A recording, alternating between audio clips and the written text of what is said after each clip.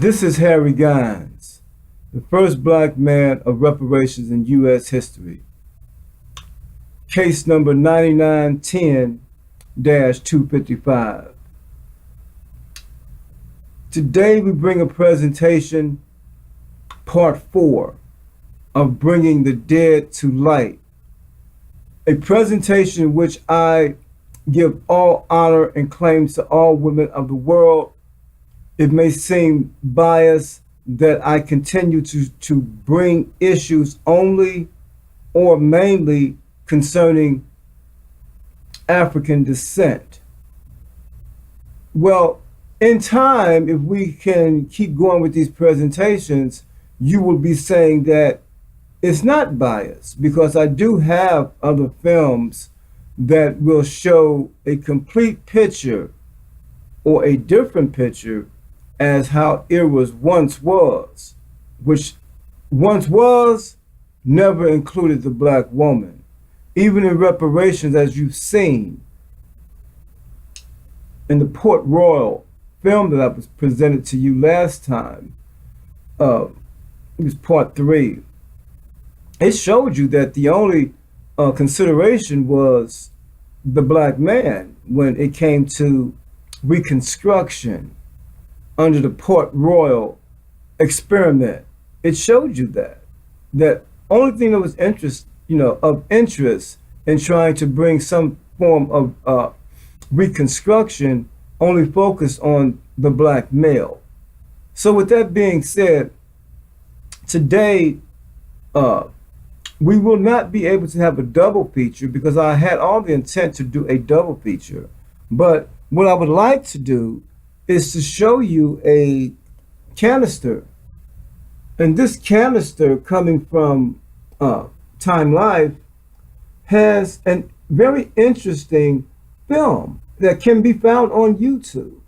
If you just follow this title, this was a film that I wished I could have brought to you, but the technology was too old. I got a chance to see the film, but when I went back to revisit it, it wasn't available. This was a film by Time Life. But today, because I won't be able to show you this film, I still have a very interesting piece that I hope that you will give me a chance to show you what I have in the area of compromise, the issues of slavery and the government within its compromise, for slavery and those who oppose slavery. And to compile all those issues into a short film, I think that was really well done. But yet, it always seems like with these documentaries that they're all a puzzle still. Nothing never really links it, from the present going back to when times once was. Yes, we have come a long way, but yet, because Reconstruction failed, people tend to want to push reparations off to the side, or it doesn't really matter. Well, it must matter, and we must address it accordingly, and to get to the root of where the problem was, that nothing ever happened in the area of Reconstruction. Now, this film today, like I said, it's by the Coronet Instructional Film, Coronet Industrial Film. The Coronet Instructional Film are the producers, the makers of this film. They've done a wonderful job, and I would like to make sure that YouTube is fully aware that this is a supportive film that Harry Gines will use to make his issues. Now, in doing that, we must keep in mind, I'm not trying to juggle the two films because there's only going to be one. But the one I really wish from that Time Life I could have shown you, because it dated back to the 17th century, when the slave industry was at a very sought for demand for slaves. So within the transatlantic slave trade and the demand being so great for human flesh that the captains from whatever country they may have been, European countries, made a practice of overloading the ship. Now they were willing to risk, sinking with carrying too much cargo, and that cargo being Africans being transported in cargo, as cargo, to the United States as slaves. So we have to make you feel that, because I don't have the film. You have to be, as a black person, to understand that you were a product. That is what you were. And your last name brands you, the product that you once was, being a European last name that most U.S. blacks have. So that you're part of a product still. So we want to be able to bring all of the feelings of how it once was, dating back to the 17th century, and bringing it to the 21st century. And what does that all do? Because a lot of people say, well, that's all in the past. There's nothing you really can do about it, and it's just all in the past. But that's part of the problem, because you've been educated, and you are educated, but anything that's in part, you must question that and get to the root of why something can't be in its entirety. And you want to believe in it. So how can it be possible for you to believe in something that's in part? Now, if I fast forward a little bit, and just to speak on Roe versus Wade, which is the civil case for abortion, legalized abortion. Now, that is what Harry Giles versus United States case for reparations is able to say that there are similarities where Roe versus Wade could be a cited case in inhumane treatment. They're very similar. The Roe versus Wade case, because it deals in humans being questioned as for its being human or not. It's being, inseminated, but yet, is it human? Well, what did you think the semen was from the start? That's what it is. It's all human, but yet people want to question it. The medical staff has determined when life starts. So in bringing forth an abortion, all of this is human rights or inhumane rights in dealing with slavery or abortion. So I've given you some films like this that can really connect everything for you. Now, if we look at the past, like I said, people don't like to talk about the past when it comes to issues of government. But when reparations were stripped, because land was once granted, but yet it was stripped away from black people, as you've seen within the Port Royal film experiment. Now, if we deal with the past and we look at the present, nothing has really happened to for black people since John F. Kennedy was assassinated. Nothing has happened in that area of Reconstruction. So you've been educated, but everything was in part. So as we do a time travel and we look at things, and those who claim to have done something, but yet, why is this so difficult in the 21st century? I mean, if we started with, this is a very old paper from the Chicago Tribune, but you can see right here, right here you're having some loss dated back to when it actually happened. Now, since this time, which is a very long time, that every president since then, they don't seem to want to address the issue of reparations so that it can be made very simple, and that would include, not since John F. Kennedy has anyone tried to do anything.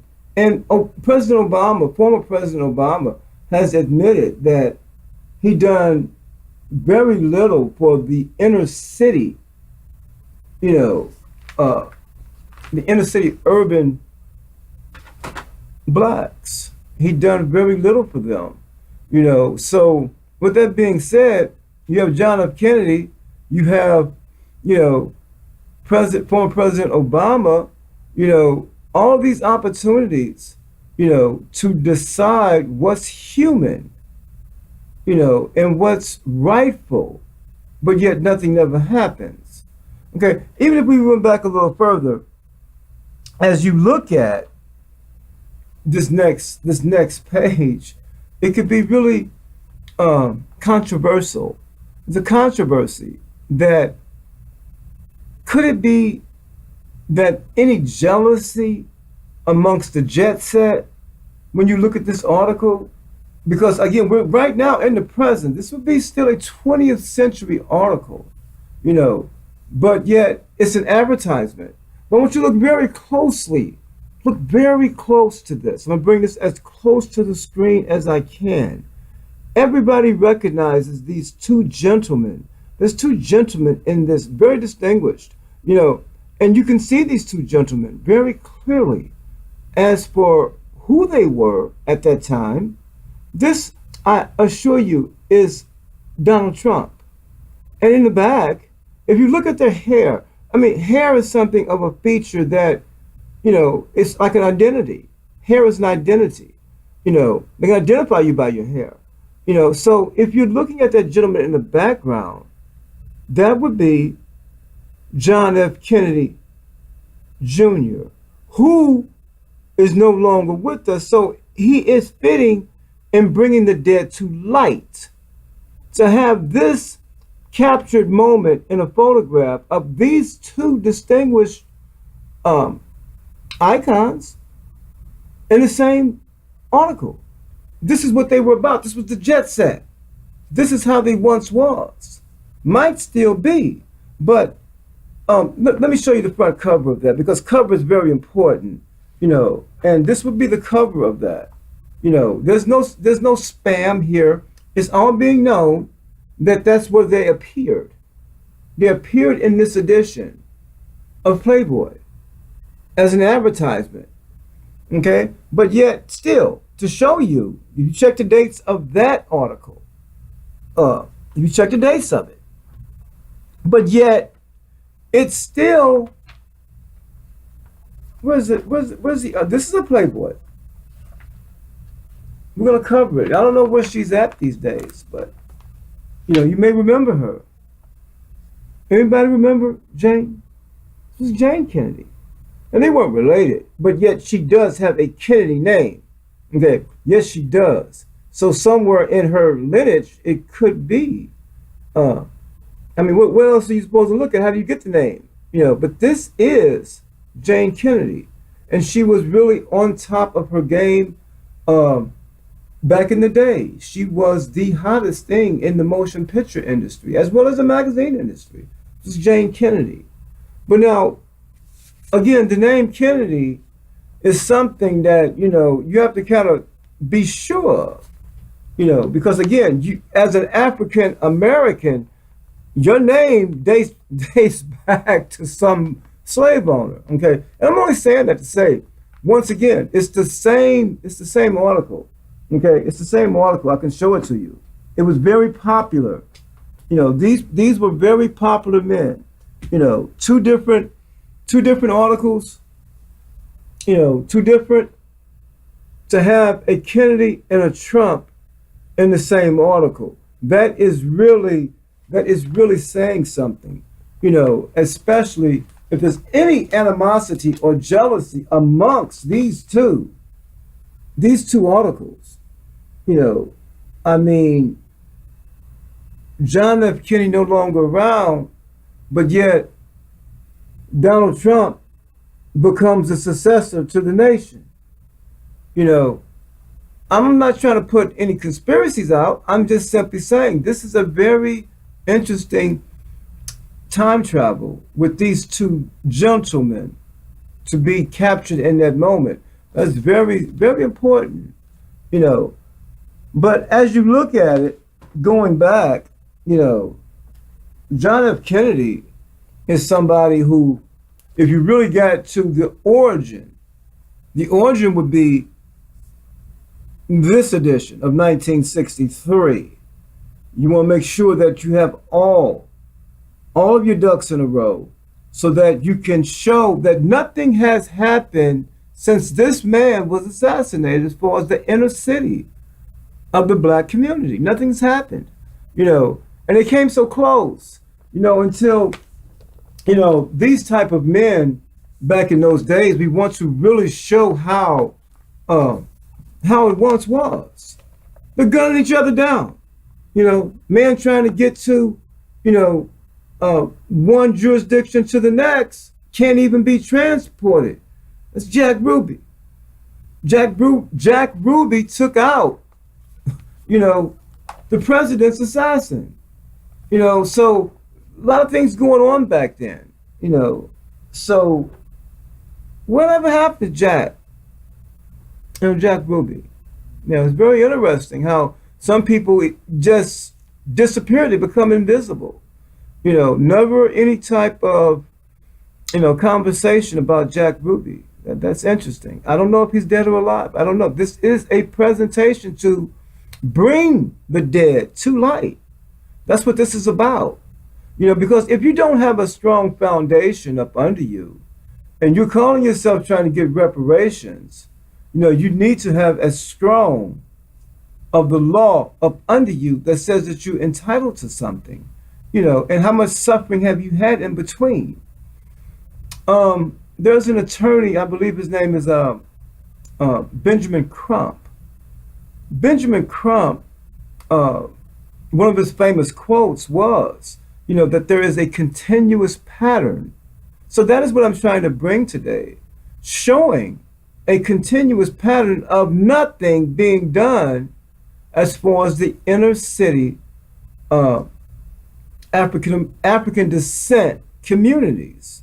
There's nothing really being done there, you know. Now, they also have a responsibility or a burden, however way it may be. Responsibility or a burden, however way it's supposed to be, to fend for themselves and to be able to survive.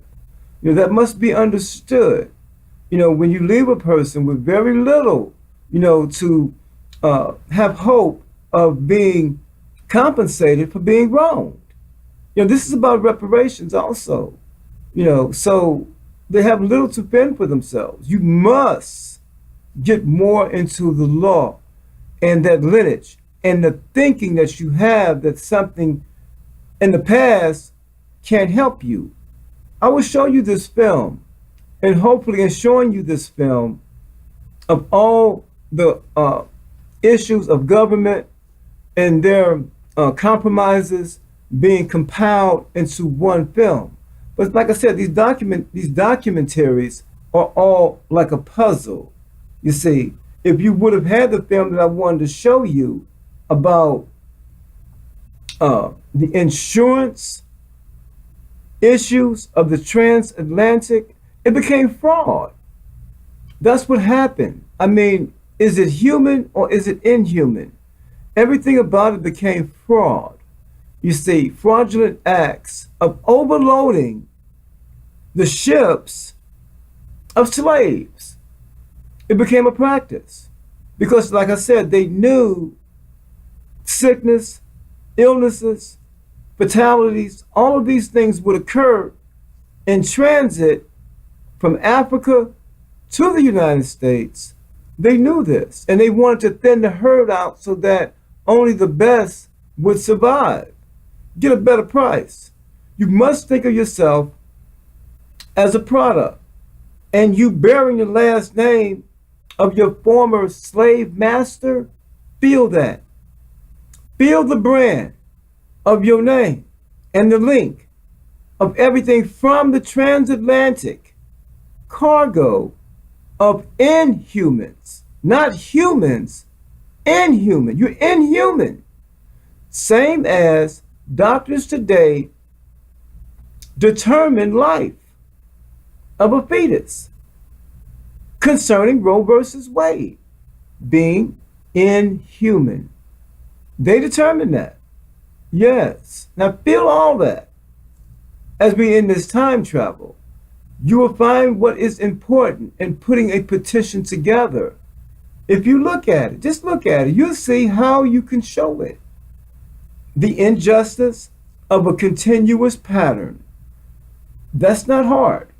Now, in dealing with the law, that's always a growing process. And even myself, at the time of filing Harry Gines versus United States, I had not the ability to do a class action, you see, and maybe rightfully so, because it being in my name, Harry Gines versus United States, what I tried to set forth as a goal so that every African descent on their own would be able to fend for themselves without any backlash from any organization, any government, any religious group. You have a right to have the fullest of the law for your reparations, not anyone else's even opinion of your actions to pursue it. Because, if you were with some organizations, they may have an opinion about that.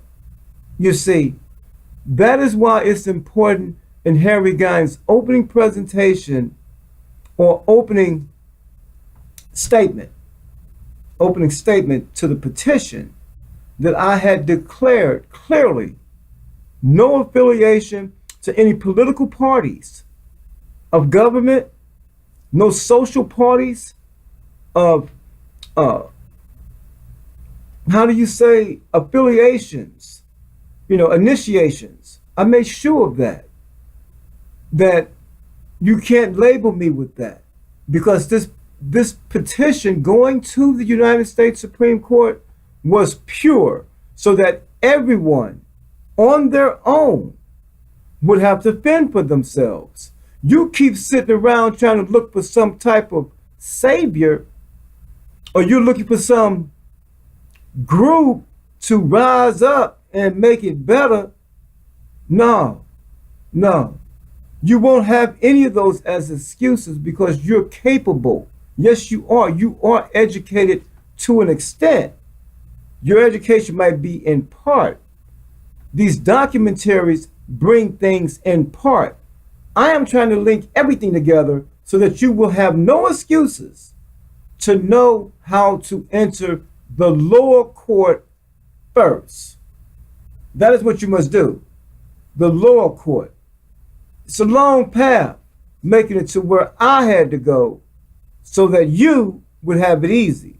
But now a lot of people waste their time trying to say, well, I called the court and the court said, the case was denied. They're going to lie to you.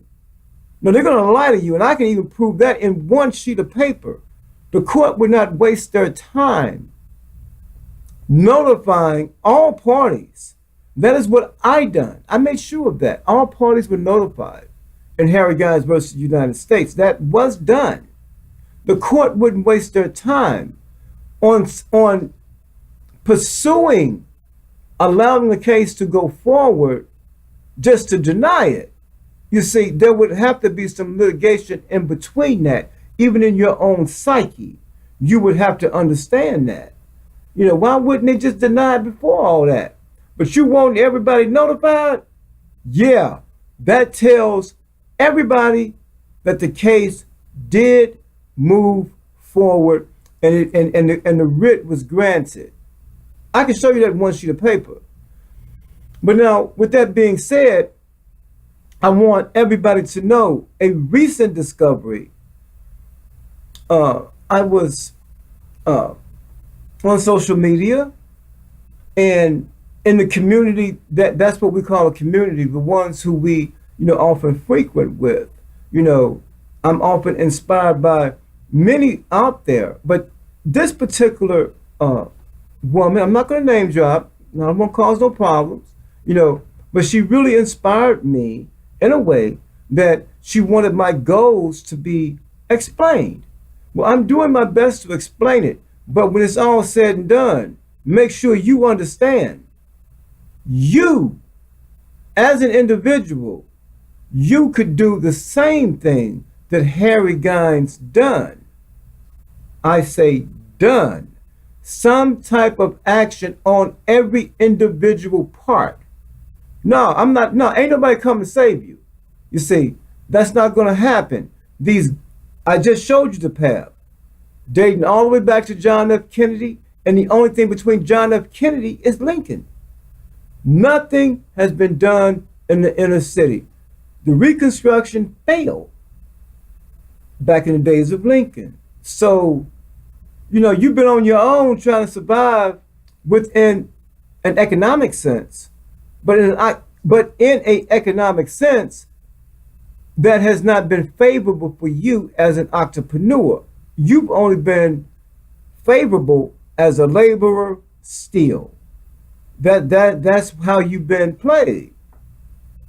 The level of a laborer. You see, not an entrepreneur. Now remember that. In putting your petition together, I watch you all. Everybody on social media does it. It doesn't matter what network you're on. You all do one thing. It's one thing y'all all do. And I look at that. How do you compile all the different pages that you want something to go? You have them all linked. It's in blue for Twitter. You have all these pages linked together. As an appreciation, that's what you all like to do. It's an appreciation. Letting everybody know. You might have 30 pages within one tweet. Okay. But if you did that in law, what, citing Harry Guines versus United States, citing Roe versus Wade, you see how all of that makes, you don't have to come out and explain every detail of Harry Guines versus United States or every detail in Roe versus Wade. You don't have to cite the case. That's all you have to do. So when you get to an issue and you want, hey, put Harry Guines versus United States down as a point to be made. You see, Roe versus Wade as a point to be made. You're dropping the case. You're citing the case. That is what you're doing. You don't have to stand up there and argue the whole case before you go forward with your own issue. No, you have to do it like that. So the similarity of you listing everybody's name that you want to give a shout out to, if you did that with legal cases, that's the start of a petition. See, it's very, similar, but you have to move towards it and getting it done. That's all. I make this very easy for you. I don't make it hard, but you would have to do something. And you have to try to find some finances for it. See, that separates everything. Filing fees, yeah, all that. So you don't want to do all that, though. There is a form of purpose. There is. The court recognizes poor people. They have a form that you could even file out. You have to give up all your information, though. How much money you're making and everything. But there is a form of purpose. That's what that's called. Ask the court sometimes, send you some forms, so that you can, file something under a poor person, and then they can kind of waive your fees and things. But you have too many excuses that you really do, too many excuses not to do something. Like I told you, you keep looking for that group, that agency. No, they have proven not to be able to get it done. Look, it matters. I could care less who's the president. I really, seriously. I mean, voting, if you want to vote, you go ahead and vote. Waste all the time you want. I don't care who you put in office. What you're doing is wrong. Ducking Donald Trump. Don't duck no president. Because like people have said, if he is a racist, he's not the first one. So ducking him, no. If he get reelected, so what? Okay, matters to me. He look, Peter Paul try 'em all. That's what I live by. So I'm not worried about who is in office. I'm worried about who I can get close to. Who can I get close to with these issues so people will understand my liberation is for real. It's serious. The liberation that I'm seeking is serious and for real.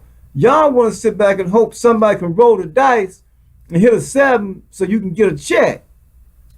No, we want to make sure that, not from my end of it. Now, I don't know how yours is going to go, but that ain't what I'm interested in. Everybody, economically speaking, is in need of some money. Sure, nothing really happens unless you have some monies. But yet, that land, you got every reason to give out land that you can imagine. I did a study on that too, so don't try me on it. You've been giving land out a long time. You see, everybody get in on it, but when it come down to the black people, and don't make me show that my illustration on land that you've awarded, be it eminent domain or just cause you feel this particular, is worth something, worthy, to have some land set aside. But when it comes to black people, no, you ain't never, got right with that. It's a shame, and it's an abuse, and it's actionable. You see, if you taught it in school, I can teach this really in school if you were to add it into your curriculum that at a 6th grade level. By the time a person got through high school, having the insights of Harry Guns versus the United States, you straighten this out real quick. For as petitioning the court, it'd be plenty of them ready to petition for their righteousness and reparations. You see, it's not enough petitions in there. And that's the problem. You don't want petition. You're waiting for somebody else to come through. Well, I didn't set it up like that. So you can best believe, we're not looking. The court also understands copycat cases. Okay, come on. This ain't something you're trying to duke up. This ain't something to play with. A copycat case. No, I've told people that, and I wish to thank you all for not really going in that direction. Those who have a actual copy of Harry Guns versus the United States. They have not disappointed me. You see, but I will say this, don't get yourself caught up with a bunch of copycat cases. It has to be having more substance than that. That's why I'm trying to give you something now, and it could be your basis of a petition. Now, if I could possibly show you what I have for you in a film, that was my dialogue to bring forth to the world, but we would have to link that to this documentary, okay, at some point. So let me get the film going for you, and that way we can try to wrap this thing up, okay, maybe 60 minutes. So stand by for just 1 second, please.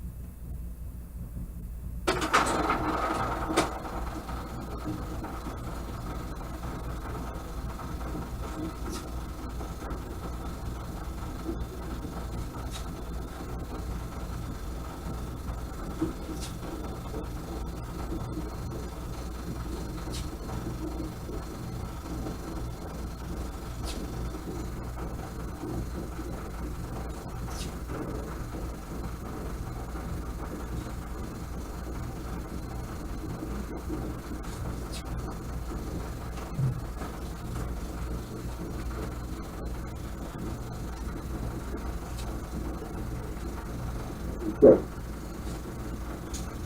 And the very first crucial issue, the Missouri Compromise of 1820. The Missouri Compromise attempted to maintain the political balance between the free and slave states. At the time the compromise was debated in Congress, between 1818 and 1820, 11 states, Kentucky, Virginia, Maryland, Delaware, Tennessee, North Carolina, South Carolina, Louisiana, Mississippi, Alabama, and Georgia recognized slavery. They were called the slave states, or the South. The remaining 11 states were called the free states, or the North. These states prohibited slavery. In 1818, Missouri petitioned for entry into the Union as a slave state. Northern legislators, such as Jesse Thomas of Illinois, favored admitting Missouri, provided that there was no further expansion of slavery. Southern statesmen, such as Henry Clay of Kentucky, argued that the matter of slavery was the concern only of each state government. Thus, two political philosophies, federal authority versus states' rights, were opposed on the Missouri question. In 1819, Maine applied for entry into the Union. Because of its northern position, Maine will undoubtedly become a free state. Maine's application resulted in this first major sectional compromise, the Missouri Compromise of 1820.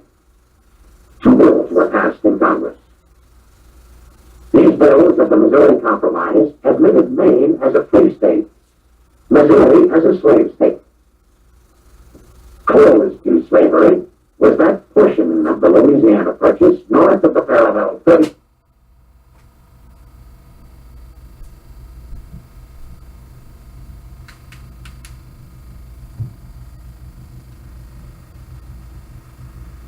Now, excuse me, 1 second. We're going to put a freeze on that. We're going to hold that right where it's at, and I want you to look at that. I want you to look at that right there. Because if you're looking at it, this is very important as a number for you. If you can't remember nothing about this presentation, remember this number. This is the longitude and the latitude of the land that Lincoln spoke of. When people are speaking of land, you have to always remember there would be a question that could be presented to you. What are you talking about? This land Lincoln supposedly gave to you. Okay? Well, you ain't getting the right answers. Your answers are just kind of, real wavy. No, we bring the dead to light so that it will be clear to you how to speak in law so that the coordinates of Abraham Lincoln make sure you speaking in the term that the world will recognize, the coordinates of the land of Lincoln. If you've seen already portions of this film speaking on Missouri, see, I'm thinking it's always so confusing that you got Missouri as a what? What kind of state you look at Missouri as? The Central West or something like that? Central West? No, it's a southern state. All this central, yeah, I ain't gonna cuss. No, I'm not gonna cuss. Leave that central part out. Make sure you understand what Missouri, what side it was on. It was part of a southern. It has nothing to do with this center. How do they say it? That's dealing in time. Okay? But when it's all said and done, that's only for time's sake, not geographical. Geographical, Missouri is a Confederate state. Now let's make that perfectly clear about Missouri. You want to hear no more about this? It's in the central. No, don't even get it in your mouth, because that's how your education gets all off. It gets all off and all twisted up when it's very clear here. Missouri fought with the Confederacy. Now I want to make that perfectly clear. You got it right there in number. Make sure if you was ever asked a question, because people get dumb real quick, and it may not be a dumb question. Actually, if you can't speak the language, that you say you didn't get this far, you got so far, so close. And in my experiences, I'm giving this to you so you understand this is coming from an experience. I've seen many of them filed their petitions and got there, and the judge was very clever and very smart to test to see how smart they was. And he asked them, well, what are the land at that Lincoln was supposed to do this, this great feat that you say you got coming? I just showed you. Let the light shine. You see, so it is very clear.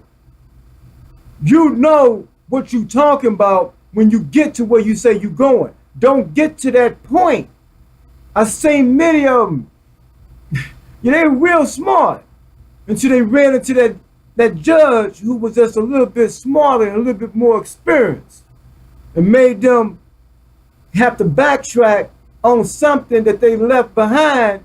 See, yeah, you left something behind. Yeah, you did. You're always talking about the past. That's part of the problem. Look at this map. Make sure you understand how the country was cut up and divided back then.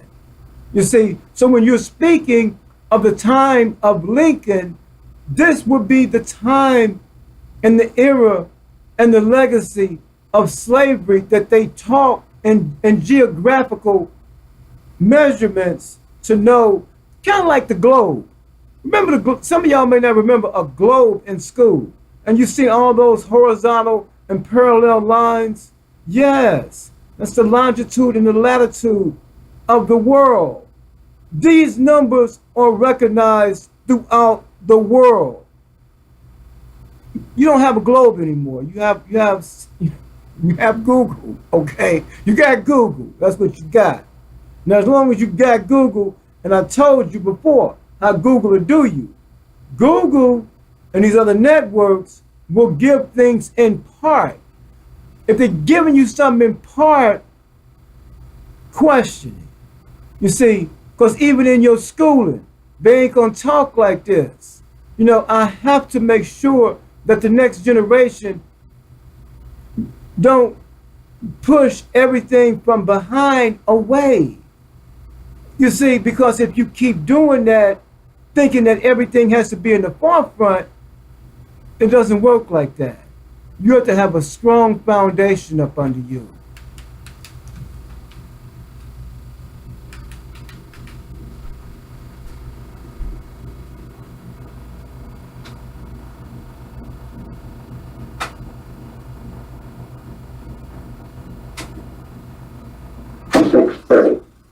With the exception of Missouri. Legislation had preserved the political balance between North and South. This precarious balance was maintained when Arkansas, Texas, and Florida joined the Union as slave states, offset by Iowa, Wisconsin, and Michigan. But in 1846, the United States went to war with Mexico. As a result of the war, new territory might be annexed by the United States and could become either slave or free.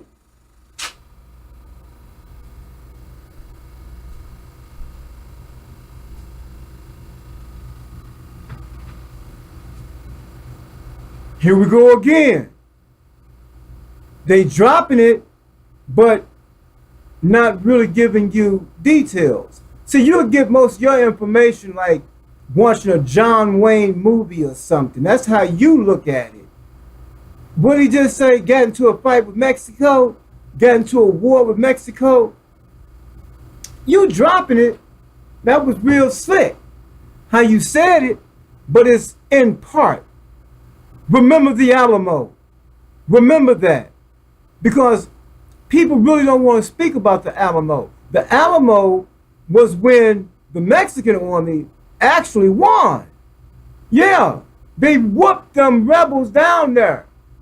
who went against the agreement.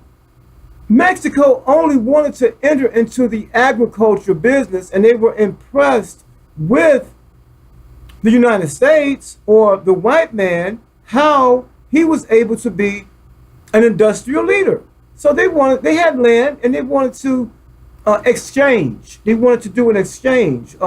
Some land grants were in agreement with the Mexicans and the settlers. The settlers being the white U.S. settlers down at the borders. There were still borders down there. Okay, and even today you're still seeing an untrusting way about that war, because technically, you know, it was really a shame how, I mean, Texas is Mexico, but you're not getting all that. You'll get it in the John Wayne movie, so to speak, but that's not really how it is. Texas is actually Mexico, because all they wanted to do was bring a few settlers down, you know, and maybe get into the marketing of cotton. But the word was clear: do not bring slaves. You see, and what did the white settler do? He did just the opposite of what the contract, you know, stated. He brought slaves into the area of Mexico, now being Texas. That's what he did. Okay? When he did that, breaking the contracts, I mean, hold on. You're in Mexico right now. You're in violation. You know, human violation. You see, the Mexican army ordered the white settler to release the black slaves out in them fields who were chained to the field. They were chained out there. And the Mexican army told them, no, that ain't finna happen. Release those slaves that we told you not to bring. Yeah, release them. And they was going to really prove their words in battle if they had to. They were willing to do that. It was the very first time in humane care. Another race had humane care for the destitute black descendants of African. They did. They had a way of looking at humans. They wasn't looking at slaves. So I'm trying to share that with as much compassion as I can. And I'd like to thank the Mexican people for what they did. And losing lives for African descent. That's what they did. Remember the Alamo. Now that is what the settler who ran and got some other Confederates, and they came back and they wiped out the Mexican army. Men like Jim Bowie had died at the Alamo.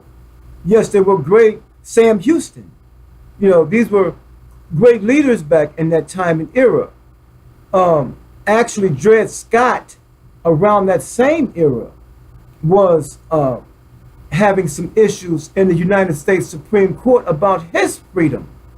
You see, so when you get this legacy up under you, you are supposed to advance it. That is what you're supposed to do. But know the whole story, because in documentaries, they will drop. But I'm just trying to explain to you how incomplete and in part it can be. You see, they're not going to give you the whole story. You must somehow, on your own, figure it out. But that Mexican War really set the tone for what would come later with Lincoln.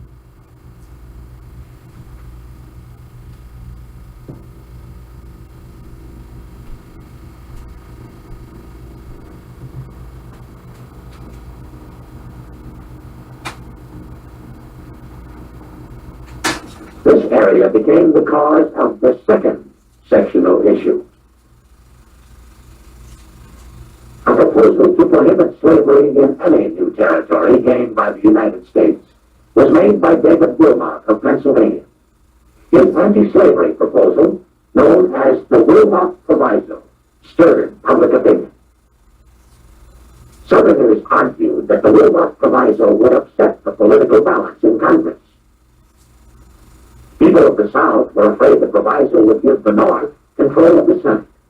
Their leaders freely discussed the possibility of Southern states withdrawing from the Union. Reactions in the North, where slavery was opposed, were very different.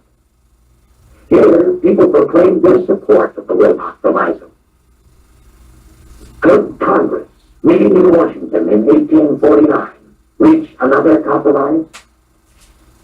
Proposed William H. Seward of New York bar slavery from the area ceded to the United States by Mexico. Retorted Jefferson Davis of Mississippi, slavery must not be barred from the area. Pleaded Daniel Webster of Massachusetts, compromise to save the Union. Henry Clay of Kentucky proposed specific compromises, and Stephen A. Douglas of Illinois hammered them into shape. The result was the famous Compromise of 1850, presented to the Senate by Henry Clay. This Compromise of 1850 attempted to resolve the third crucial issue. Basically, it provided that California be admitted as a free state, and that the Utah and New Mexico territories be organized with no provisions for the introduction or exclusion of slavery. A stricter fugitive slave law was another provision of the compromise. Great torchlight parades celebrated the Compromise of 1850. Once again, legislation had saved the Union.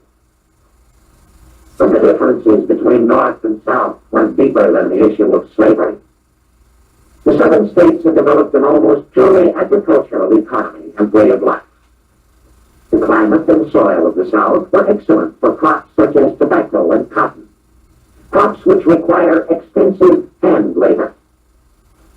More cotton was planted as world demand increased. The South became known as the land of King Cotton. Southern planters became convinced that the only way to preserve their economy was by maintaining slavery. Slavery ensured that cotton would be grown and processed most economically. Most Southern leaders had searched their consciences and found no objection to slavery. Slaves were valuable property, and practically all plantation owners felt a responsibility for keeping them housed, fed, and clothed. It was slave labor, after all, that accounted for the thousands of bales of cotton shipped overseas from Southern port cities. Cotton was a major money crop exported from the United States. The cotton-growing South would be hurt by higher tariffs or duties on imported goods. Higher tariffs had been suggested by some northern congressmen who represented states which had a far different economic development than the South. In the North, small family farms were located near towns and large cities. Soil and climate favored mixed farming, fruits, vegetables, grains, and dairy products. These were consumed locally and were more perishable than cotton. Also, the North was rich in natural resources, such as coal and iron. And cities grew and developed as centers of industry. Many of those who worked in northern factories were immigrants, newly arrived from Central Europe and Great Britain. Immigration to help expand industry was encouraged by the booming North. The North had built its economy on free labor. Free men and women were paid for their labor and had money to buy goods. Growing buying power led to increased production. Thus, many northern industrialists and legislators supported high tariffs to discourage cheaper foreign goods from entering American ports. Such goods competed with northern manufactured goods. The major economic issues between the South and North were clear. Differences between low tariffs and high tariffs, and differences concerning slave labor as opposed to free labor. Slavery once again became an issue when Senator Stephen A. Douglas introduced the Kansas-Nebraska Act in 1854. Because, in effect, it repealed the Missouri Compromise, The Kansas-Nebraska Act helped to create a fourth sectional issue. The Act provided for the organization of the Nebraska and Kansas territories on the principle of popular sovereignty.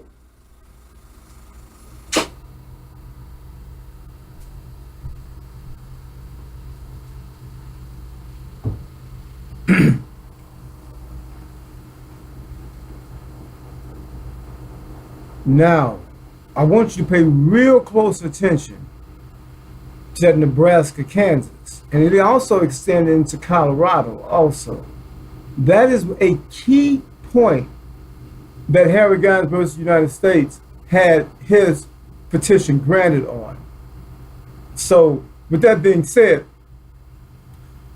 what happened back in the day, as you look at Utah, Utah has the Mormon church led by Brigham Young. Now, how did Brigham Young get to Utah? Well, what had happened was in Missouri, going back to Missouri, just had a little education on those issues in Missouri. But what happened was Grant had came through Missouri with his troops. Now, Brigham Young was down in Missouri in the Boot Hills. It's known today as Grant's Farm. But actually, Grant took that farm from Brigham Young. And what had happened was when Grant, showed up, he was just in awe over 10,000 men carrying guns during the time of a civil war.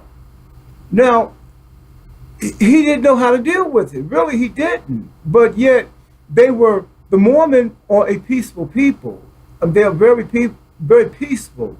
But yet, the fact that 10,000 men bearing arms like this, if the Southern troops would have got there first, they would have incorporated them into, they would have had a different strategy, and would have just took anything. If you didn't want to merge, then they just would have took anything anyway. But Grant, being a fair man, he went to Brigham Young and told him that this situation, has to be dealt with, and he told him that at high noon, to fix the situation, you and I are going to have to duel, because you really don't want to fight us, and we don't really want to fight you, but somebody's going to have to fight.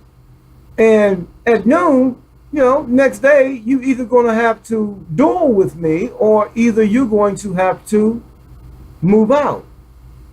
So there's a decision has to be made. Well, Brigham Young, he made the decision within a time frame, and he had his people rounded up, and they were going to leave. Now, Grant said, "Oh, wait a minute, where are you going? You just came. Yeah, we want you to leave, but where are you going? If you go south, you're going to run back into Contrail, and all kinds of things could happen to you where you're going to run into some Confederates. Go west, young man." That's how that quote came about. It came about through General Grant speaking to Brigham Young to go west. And as he went west, that's where he settled out in Utah. And it's a great story how the outcome of that came. But a slave never had that option. But yet Lincoln was also still using that geography. I gave you the coordinates.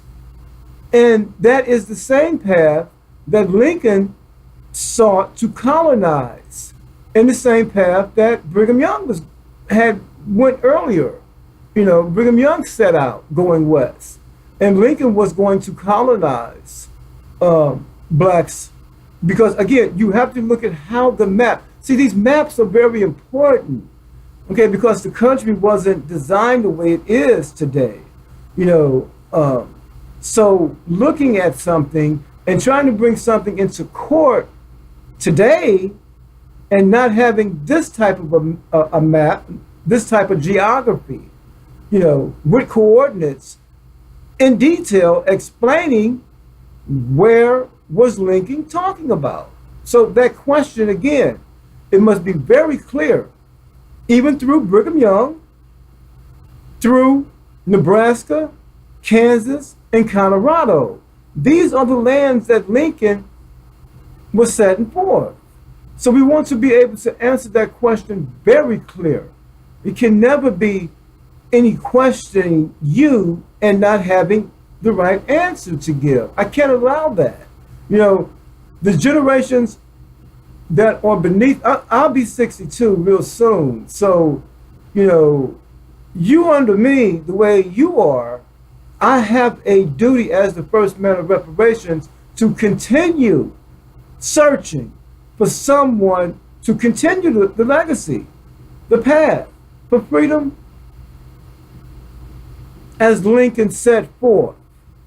Know the areas in geography that Lincoln had set forth. Remember that. That's very important.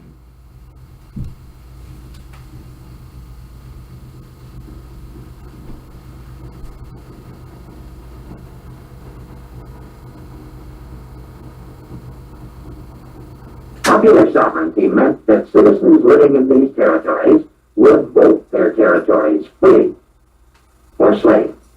This nullified the Missouri Compromise. This legislation produced two important effects. The first effect was felt immediately in Kansas Territory, where there was fighting between supporters of two rival governments, free and slave. By 1856, there was civil war in bleeding Kansas. For months, settlers supporting the free government had been receiving arms and ammunition through the efforts of northern anti-slavery leaders, such as the well-known minister, Henry Ward Beecher. Beecher was the brother of Harriet Beecher Stowe, whose novel Uncle Tom's Cabin, with its emotional descriptions of slavery, did much to stir up northern feelings against slaveholding Southerners. In 1856, pro-slavery settlers raided the town of Lawrence, Kansas. Retaliation under the leadership of John Brown, a fanatical abolitionist, followed at Potawatomi Creek. So, violence was one result of the Kansas-Nebraska Act. Another result was the birth of the Republican Party, a section of the Northern Party organized in protest against the Kansas-Nebraska Act. In Congress, members of the new Republican Party called for a halt to the expansion of slavery in the territories. But did Congress have this power? The case of Dred Scott before the Supreme Court offered an answer to the question. Scott, a slave, had been sold in St. Louis, Missouri, slave area, and transported to residences in Illinois and Minnesota, free areas. Scott claimed that his residence on free soil made him a free man. The Supreme Court, headed by Chief Justice Twain, decided on the basis that slaves were property, that Congress could not prohibit slavery in a territory because this would deprive owners of their property without due process of law, a violation of the Fifth Amendment to the Constitution. This ruling of the court on the Dred Scott case was the fifth and final of the crucial sectional issues. This Supreme Court decision reopened the Northern Territories to slavery and threatened the very platform on which the new Republican Party had been founded. Among the politicians who discussed the future status of slavery were Stephen A. Douglas, a Democrat, and a Republican lawyer, Abraham Lincoln. The famous Lincoln-Douglas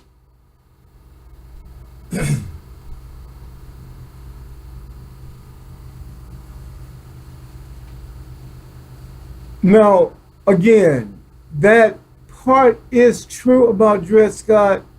That is true. But we have to give also the final results because, like I said, the same thing is happening with Harry Gines versus the United States.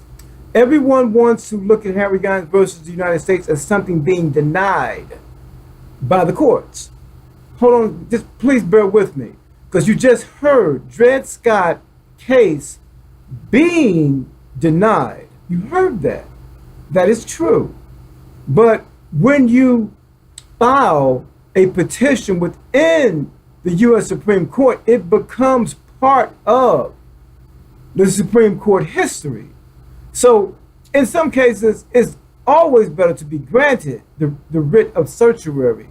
But whether your case was denied, your case can always be reopened because you met the qualifications or the skill level under federal rules of civil procedure to file a writ. That alone gives you a part of U.S. history just because you filed one.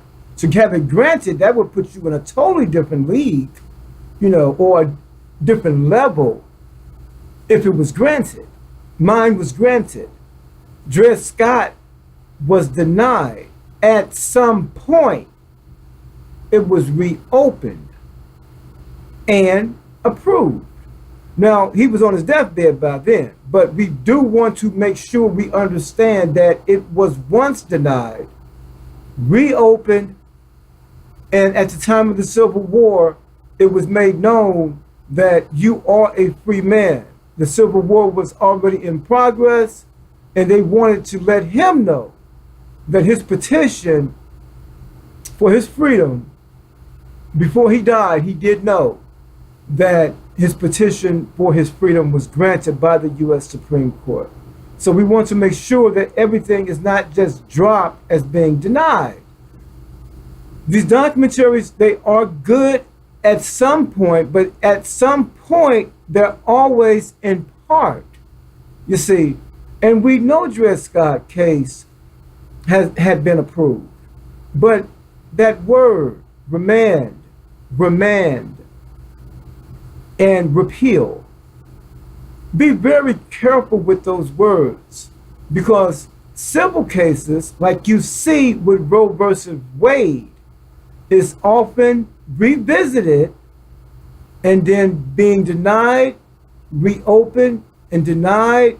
The Supreme Court is constantly having compromises within civil cases, okay? So always remember that. Because your case is denied doesn't mean that that's the end. At some point in history, an era of time, your denial at the U.S. Supreme Court level could even be reopened. The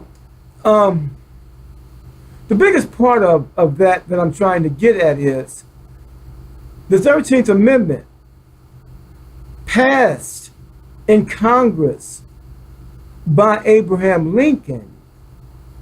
You see, there is a U.S. Supreme Court approval of what Lincoln wrote, but yet, even though all of that was approved, guess what happens?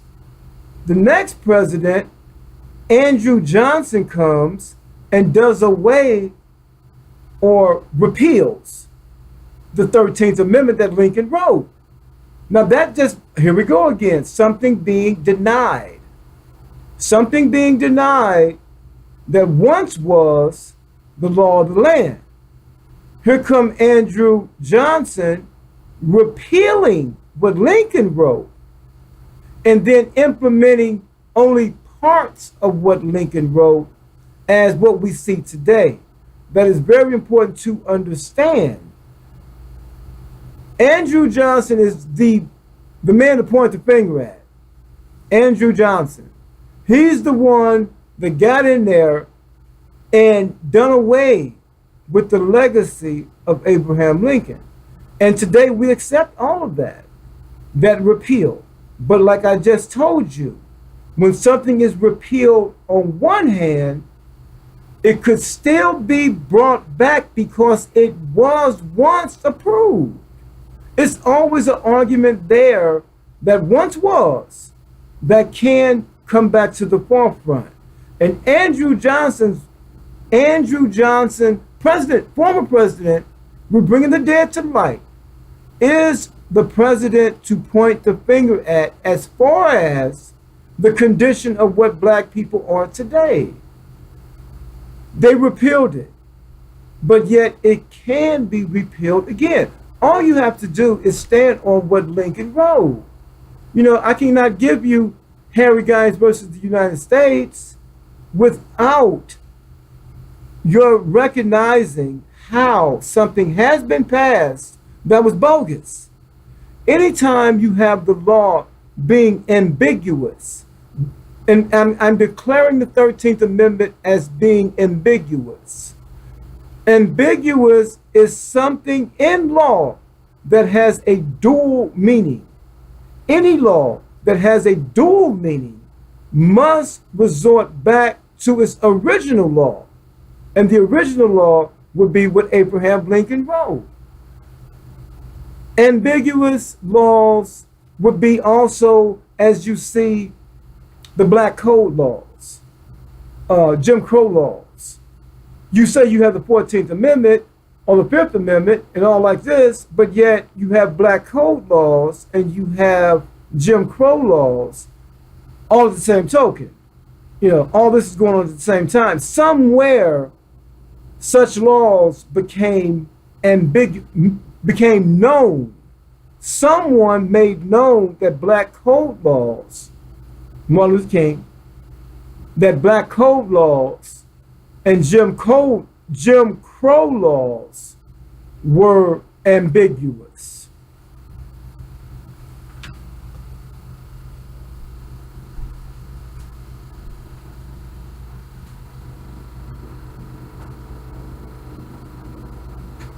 Took place when both ran for the Senate in 1858. Although Lincoln was defeated, he had made his political position clear when he said, "I believe this government cannot endure permanently half slave and half free. It will become all one thing or all the other." Lincoln's speeches were greeted with enthusiasm in the North, but were attacked in the pro-slavery South. As the Republican Party held its presidential convention in Chicago in 1860, Southerners were threatening secession.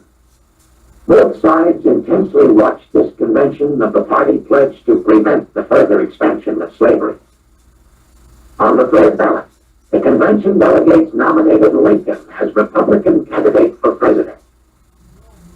The platform of the Republican candidates advocated higher tariffs, encouraged immigration, promised free home stories, and pledged the confinement of slavery. In November 1860, the Republican candidate won. Immediate reaction came from the South. Southern leaders met hurriedly. They felt certain that the election of Lincoln would lead to the abolition of slavery. Southern legislators were now ready to make a fateful decision: to secede from the Union. For 40 years, men of honor and good intent on both sides had attempted to compromise on 5 crucial sectional issues between the North and South. But by mid-1861, 11 states had seceded. The people of these states allied themselves under a new, separate government, the Confederate States of America. The sectional issues would soon result in war. Tragic war that would claim the lives of hundreds of thousands of Americans. The Civil War had begun.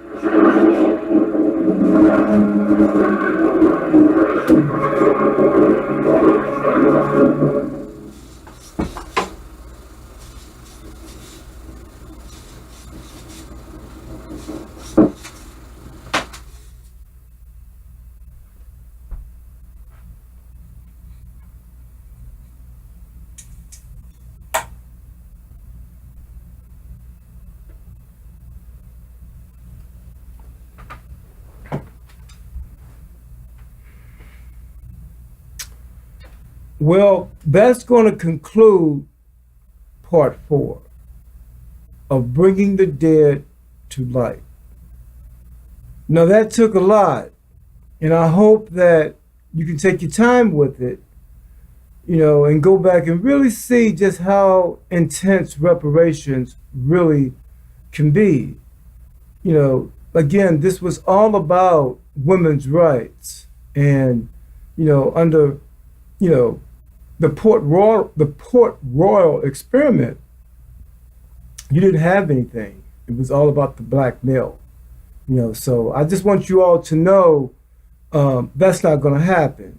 We're going to make sure that the black woman is included in any type of progress on reparations. If I have anything to do with it, You won't be forgotten, not at all. There's a lot of things to cover yet, and you all can jump in anytime you want. It's there for you. I've made it possible as best I can. I'm always available. I'm always on social media. I can't be there as much as I want right now, but I did take time out to make sure that this being a Father's Day, this is even a Father's Day presentation. So, make sure that the women out there are making sure that the men are watching this. Young men, middle age, whatever your age is, make sure that you're giving this some attention, because there are some terms, and again, that repeal, the remand, all of these terms are something that can make a difference. This is Harry Gines, and until the next presentation, always remember, you must act on reparations. Thank you.